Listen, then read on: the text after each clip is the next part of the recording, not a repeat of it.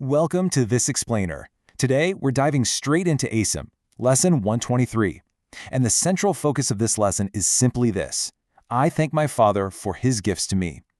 We are going to break down exactly what this means and how you can apply it right now.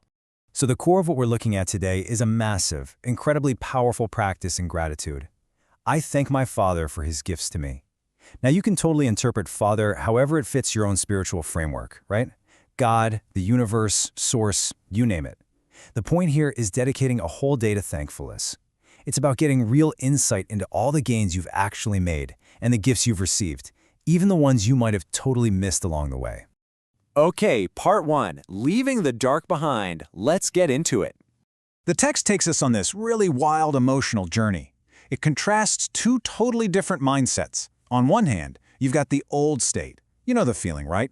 Wandering in the dark, feeling totally alone, dealing with despair, and just holding on to this implacable resistance to the truth. We've all been stuck there with our little objections and hesitations. But then, through gratitude, boom, we step into a brand new state. We find gentler pathways and smoother roads. We lift our hearts up, raise our thankful eyes, and literally walk with lightened footsteps. It's a complete game changer.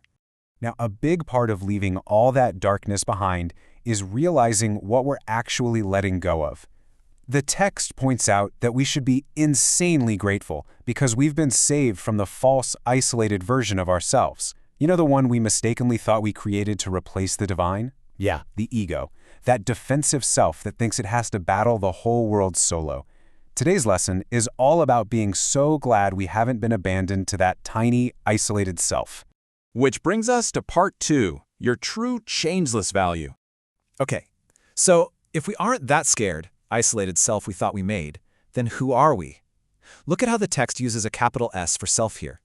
It defines the self as our true, changeless identity, completely connected to the divine. It says you are changeless. You're forever receiving a love that shines on you without ever fading. Today, we're basically singing a song of thankfulness to honor that true self.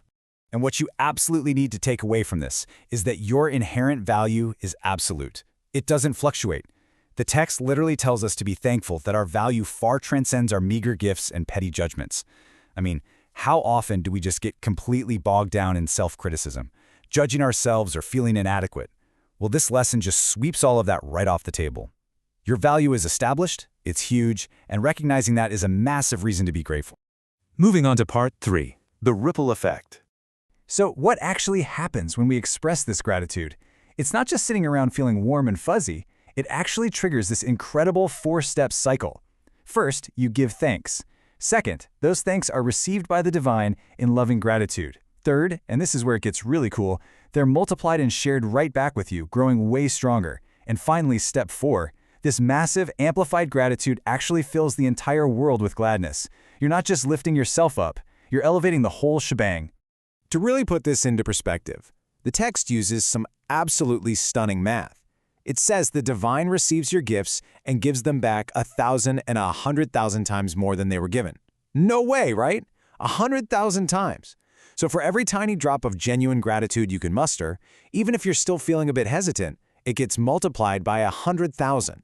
That is an overwhelming avalanche of love just waiting for you on the other side of a simple thank you.